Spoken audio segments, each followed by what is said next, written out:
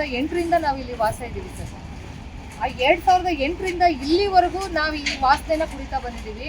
ಸುಮಾರು ಜನಕ್ಕೆ ಇಲ್ಲಿ ಆರೋಗ್ಯ ಕೆಟ್ಟಿದೆ. ಎಷ್ಟೋ ಜನ ಈ ಒಂದು ಗೊಬ್ಬರದ ಫ್ಯಾಕ್ಟ್ರಿಯಿಂದ ಎಷ್ಟೋ ಜನ ಸತ್ತೇ ಹೋಗಿದ್ದಾರೆ. ಆ ಥರ ಸ್ಮೆಲ್ ಬರ್ತಾ ಇದೆ. ದಯಮಾಡಿ ನಾವು ಸಾಕಷ್ಟು ಬಾರಿ ಈ ಪೊಲ್ಯೂಷನ್ ಬೋರ್ಡ್ ಅಧ್ಯಕ್ಷರು ಬೇರೆ ಆಗಿದ್ರು ಇವರು ವಾಮನಾಚಾರಿ ಅಂತ ಹೇಳ್ಬಿಟ್ಟು ಸಾಕಷ್ಟು ಬಾರಿ ಅವ್ರಿಗೆ ಬಂದು ವಾರ್ನಿಂಗ್ ಕೊಟ್ಟಿದ್ದೀವಿ, ಹೋರಾಟ ಮಾಡಿದ್ದೀವಿ. ಎಲ್ಲ ಥರದಲ್ಲೂ ನಾವು ಹೇಳಿದಾಯಿತು. ಇವತ್ತು ಶಿಫ್ಟ್ ಮಾಡ್ತೀವಿ, ನಾಳೆ ಶಿಫ್ಟ್ ಮಾಡ್ತೀವಿ, ಬೇರೆ ಕಡೆ ತೊಗೊಂಡೋಗ್ತೀವಿ, ನಾವಿನ್ಮೇಲೆ ಇದನ್ನೆಲ್ಲ ತರಿಸಲ್ಲ ಅಂತೇಳಿ ಇಲ್ಲಿವರೆಗೂ ಇಷ್ಟು ವರ್ಷಗಳಾದ್ರೂ ಯಾವುದೇ ಒಂದು ರೀತಿಯ ಅವರು ಬೇರೆ ಕಡೆ ಶಿಫ್ಟ್ ಮಾಡೋದ್ರ ಬಗ್ಗೆ ಒಂದು ಚೂರು ವ್ಯತ್ಯಾಸ ಕಂಡು ಬಂದಿಲ್ಲ. ಇವತ್ತಿಗೂ ಅದೇ ಸ್ಮೆಲ್ ಬರ್ತಾ ಇದೆ. ಇಲ್ಲಿ ಜನಗಳಿಗಂತೂ ಭಾಳ ತೊಂದರೆ ಆಗ್ಬಿಟ್ಟಿದೆ. ಅವ್ರು ಹೇಳ್ತಾರೆ, ನಿಮ್ಮ ಮನೆಯಲ್ಲಿ ಬರಲ್ವಾ ಗೊಬ್ಬರ, ನೀವ್ಯಾರು ಆಚೆ ಹಾಕಲ್ವಾ ಅಂತ ಕೇಳ್ತಾರೆ. ಅವ್ರಿಗೆ ಅಷ್ಟೊಂದು ಆ ಗೊಬ್ಬರದ ಮೇಲೆ ಅಷ್ಟೊಂದು ಆಸೆ ಇದ್ರೆ ಸರ್ ಅವ್ರ ಮನೆ ಹತ್ರ ತೊಗೊಂಡೋಗಿ ಹಾಕ್ಕೊಳ್ಳಿ, ಅವ್ರು ಕುಡಿಲಿ ಆ ಸ್ಮೆಲ್ಲನ್ನು. ಇಲ್ಲಿ ತಗೊಂಬಂದು ಹಾಕ್ಬಿಟ್ಟು ಅವರೆಲ್ಲ ಹೋಗಿ ವಾಸ ಮಾಡಿಕೊಂಡು ಜೀವನ ಮಾಡೋದಲ್ಲ, ಇಲ್ಲಿ ಬದುಕಿ ತೋರಿಸ್ಬೇಕು ಈ ವಾಸನೆ ಒಳಗಡೆ. ಇಲ್ಲಿ ನೋಡಿ, ಈ ಟ್ಯಾಂಕರ್ ಬಂದು ನಿಂತಿದೆ. ಇದು KMF ಇಂದ ಬಂದಿರೋವಂಥದ್ದು, ವಿತ್ ಬಿಲ್ ಸಮೇತ ಇದೆ. ನಾವು ತರಿಸಲ್ಲ ಅಂತ ಹೇಳ್ತಾರೆ, ಮತ್ತೆ ತಗೊಬಂದು ಇಲ್ಲಿ ಬಿಟ್ಟು ಎಲ್ಲ ಅಕ್ಕಪಕ್ಕದ, ಅದು ಲಿಕ್ವಿಡ್ ಸರ್, ಇದನ್ನೆಲ್ಲ ಮೋರಿಗೆ ಬಿಡ್ತಾರೆ ವೇಸ್ಟೇಜ್ ನೀರನ್ನ. ಅದು ಕೆರೆಗಳಿಗೆ ಹೋಗಿ ಕೆರೆಗಳು ಕಲುಷಿತ ಆಗಿದೆ. ಹೋಗಿ ನೋಡಿ, ಕಣ್ಣಲ್ಲಿ ಕೆರೆ, ಕೊಡಗಿಯಲ್ಲಿ ಕೆರೆ. ಇವತ್ತಿಗೂ ಅಲ್ಲಿ ಯಾರು ದನ ಕರುಗಳು ನೀರು ಕುಡಿದು ಅಲ್ಲಿ ಸಾಯ್ತಾ ಇದ್ದಾವೆ, ಪ್ರಾಣಿ ಪಕ್ಷಿಗಳು ಅಲ್ಲಿ ನೀರು ಕುಡಿದು ಸಾಯ್ತಾ ಇದ್ದಾವೆ. ಇವರೆಲ್ಲ ಪೊಲ್ಯೂಷನ್ ಬೋರ್ಡ್ ಅಧ್ಯಕ್ಷ ಆಗಿ ಇವರೇ 4 ಜನಕ್ಕೆ ಹೇಳುವಂಥವ್ರಾಗಿ ಇವ್ರು ಈ ಕೆಲಸ ಮಾಡ್ತಿರೋದು ಎಷ್ಟು ಮಟ್ಟಿಗೆ ಸರಿ? ದಯಮಾಡಿ ಈ ಮೂಲಕ ನಾವೆಲ್ಲ ಕೇಳ್ಕೊಳ್ಳೋದೊಂದೇ, ಈ ಫ್ಯಾಕ್ಟ್ರಿ ಇಲ್ಲಿ ಇರೋದು ಬೇಡ, ದಯವಿಟ್ಟು ಇದರಿಂದ ನಮ್ಗೆಲ್ಲರಿಗೂ ಮುಕ್ತಿ ಕೊಡಿಸಿ ಅಂತ ನಿಮ್ಮ ಮುಖಾಂತರ, ಈ ಚಾನಲ್ ಮುಖಾಂತರ ಕೇಳ್ಕೊತಾ ಇದ್ದೀವಿ. 2007ರಿಂದ ಇಲ್ಲಿದ್ದೇನೆ. ಆವಾಗಿಂದಲೂ ಇದು ಗೊಬ್ಬರ ಫ್ಯಾಕ್ಟ್ರಿದು ಸಮಸ್ಯೆಗಳಿತ್ತು. ಅದಕ್ಕೆ ಅವ್ರ ಹತ್ರ ಬಂದು ಮಾತಾಡಿದಾಗ ಪ್ರತಿ ಸರಿನೂ ನಾನು ಖಾಲಿ ಮಾಡ್ತೀನಿ, 3 ತಿಂಗಳು ಟೈಮ್ ಕೊಡಿ, 6 ತಿಂಗಳು ಟೈಮ್ ಕೊಡಿ, ಈ ಥರ ಮುಂದೆ ತಗೊಂಡು ಹೋಗಿ ಕಡೆಗೆ ವಿಪರೀತ ಆದಾಗ 2016ರಲ್ಲಿ ನಾವು ಇದಕ್ಕೆ AS ರಮೇಶ್ ಅಂತೇಳಿ ಆಗ ಆಫೀಸರ್ ಇದ್ದರು, ಅವ್ರಿಗೆ ಕಂಪ್ಲೇಂಟ್ ಮಾಡಿದ್ವಿ. ಅವ್ರು ಬಂದುಬಿಟ್ಟು SCO ಆಗಿದ್ದರು. ಅವರು ಮಾಲಿನ್ಯ ನಿಯಂತ್ರಣ ಮಂಡಳಿ MG ರೋಡಲ್ಲಿ ಇದ್ದರು. ಅವರಿಗೆ ಕಂಪ್ಲೇಂಟ್ ಕೊಟ್ವಿ. ಅದರ ನಂತರ ರಾಜ್ಯಪಾಲರಿಗೆ, ಕೊಡಗೇಹಳ್ಳಿ ಪಂಚಾಯತ್, ಮಾಚೋಹಳ್ಳಿ ಪಂಚಾಯತ್, ಕಾಚೋಹಳ್ಳಿ ಪಂಚಾಯತ್, ಹೀಗೆ ಆರೋಗ್ಯ ಇಲಾಖೆ ಮತ್ತು ಜಿಲ್ಲಾಧಿಕಾರಿ, ಬೆಂಗಳೂರು ಇದು ತಾವರೆಕೆರೆ ಸ್ಟೇಷನಿಗೆ ಕೊಟ್ಟಿದ್ವಿ, MLA ಅವ್ರಿಗೆ ಕೊಟ್ಟಿದ್ವಿ, ಯಲಹಂಕ ಮತ್ತು ಯಶವಂತಪುರದವರಿಗೆ, ಹಾಗೆ ಪರಿಸರ ಇಲಾಖೆ, ಇಷ್ಟು ಇದಕ್ಕೆ ಕೊಟ್ಟಿದ್ವಿ ನಾವು. ಆನಂತರ ಅದರಲ್ಲಿ ಬಂದು ಬರೆದು ಕೊಟ್ಟರು ನಮಗೆ 6 ತಿಂಗಳ ಒಳಗಡೆ ನಾವು ಫ್ಯಾಕ್ಟ್ರಿ ಖಾಲಿ ಮಾಡ್ತೇವೆ ಅಂತ.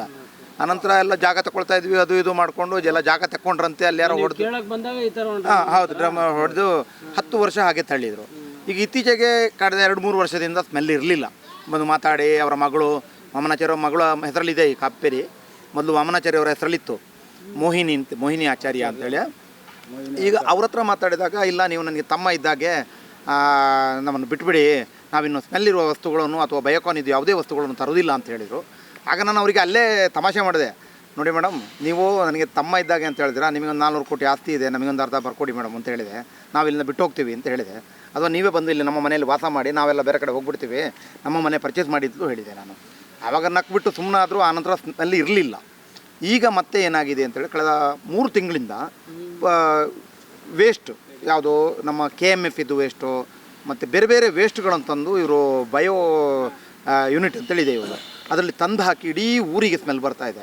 ಏನೇ ಹೇಳಿದರೂ ಕೂಡ ಸರಿ ಮಾಡ್ಕೊಳ್ತಾ ಇಲ್ಲ.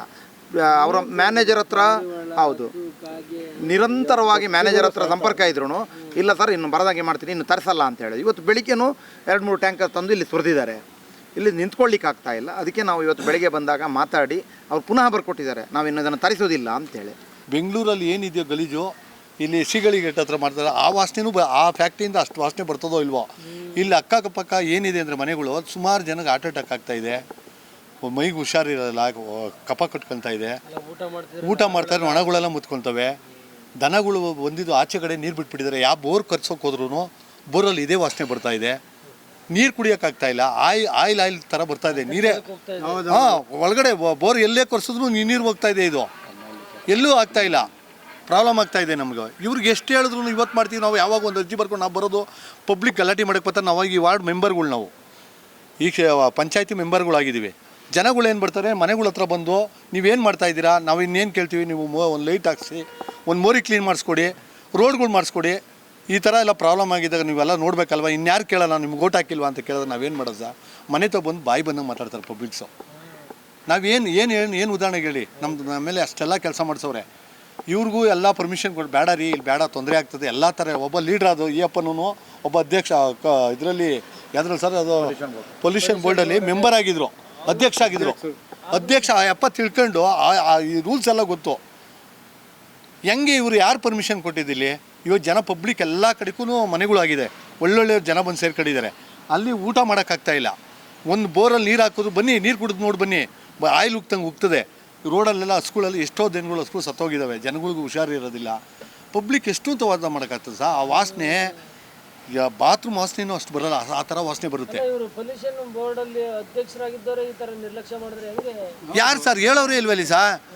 ಎಲ್ಲ ನಮ್ಮ ಎಮ್ ಎಲ್ ಎವರು ಅಷ್ಟು ಥರ ಕರೆದ್ಬಿಟ್ಟು ಅವ್ರಿಗೆಲ್ಲ ಬಂದ್ಬಿಟ್ಟು ಇಲ್ಲೇ ಬಂದು ನಮ್ಮ ಸಾಹೇಬರು ವಿಶ್ವನಾಥ್ ಸಾಹೇಬರು ಎಲ್ಲ ಥರ ಬಂದು ಬೇಡ ರೀ ಇಲ್ಲಿ ಮಾಡಬೇಡಿ, ನಮಗೆಲ್ಲ ತೊಂದರೆ ಆಗ್ತದೆ. ಅವಾಗೇನೋ ಮಾಡಿಬಿಟ್ಟಿದ್ರೆ ಜನ ಇರಲಿಲ್ಲ, ಈಗ ಬೇಡ ಎಲ್ಲನೂ ಬೇರೆ ಕಡೆ ಮಾಡಿ, ಜನ ಇಲ್ದಿತ್ತೋ ಮಾಡಬೇಕು, ಯಾಕೆ ಈ ಥರ ತೊಂದರೆ ಕೊಡ್ತೀರಾ ಅಂತ ಎಲ್ಲ ಹೇಳಿದ್ರು.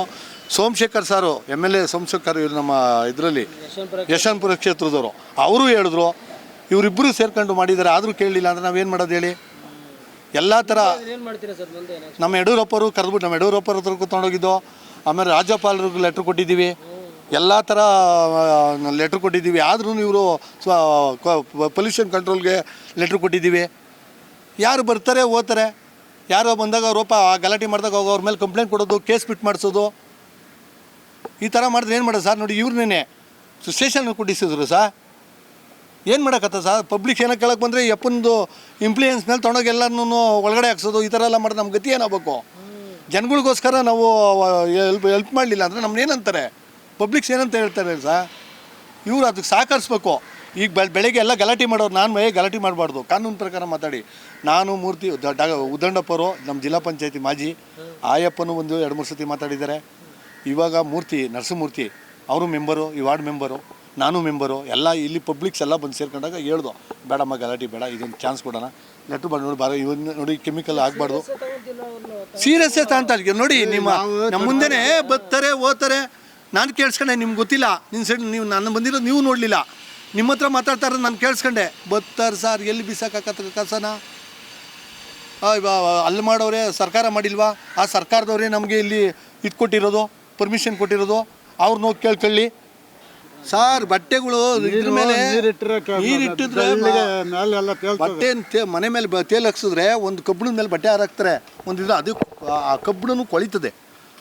15 ದಿವಸಕ್ಕೆ ರೆಸ್ಟ್ ಬರುತ್ತೆ.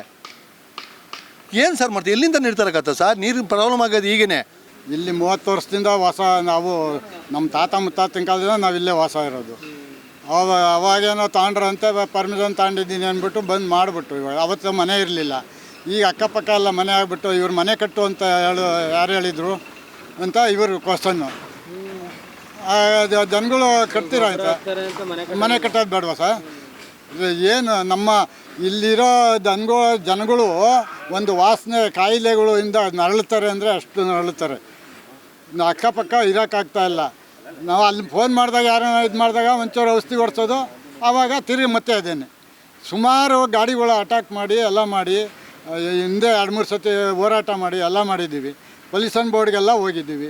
ಅದೇ ಅಲ್ಲಿ ಹೋದಾಗ ಅಲ್ಲಿ ಪ್ರಭಾವ ಇದ್ದಾಗ ಅವಾಗ ಹೋಗಿದ್ದೀವಿ. ಗೊತ್ತಿಲ್ವ ಸರ್? ಕಾನೂನಲ್ಲ ಹೆಂಗೆ ಮಾಡಬೇಕು ಏನಿಲ್ಲ. ಯಾವುದನ್ನ ಒಂದು ಸಣ್ಣದೊಂದು ಫ್ಯಾಕ್ಟ್ರಿ ಆದರೆ ಅವ ಅಲ್ಲಿಗೆ ಓಡೋಗ್ತಾರೆ ಅವ್ರನ್ನ ಸ್ಟಾಪ್ ಮಾಡ್ಸೋಕ್ಕೆ. ಇಂಥವು ಮಾಡೋಕ್ಕಲ್ವ ಸರ್? ದನಗಳು ಇಲ್ಲಿ ಕೆರೆ ನೋಡ್ರಿ, ಇಲ್ಲಿ ಹಳ್ಳ ಐತೆ, ಇವತ್ತು ಹರಿತಾ ಇದೆ. ದನಗಳು ಅಲ್ಲಿ ಕನ್ನಳ್ಳಿ ಕೆರೆ ಅಂತ ಇದೆ, ಇವತ್ತು ಊರಾಗೆ ಇರೋಕ್ಕಾಗ್ತಾಯಿಲ್ಲ ಕೆರೆ ಪಕ್ಕದಲ್ಲಿ, ಅಷ್ಟು ವಾಸನೆ ದುರ್ವಾಸನೆ.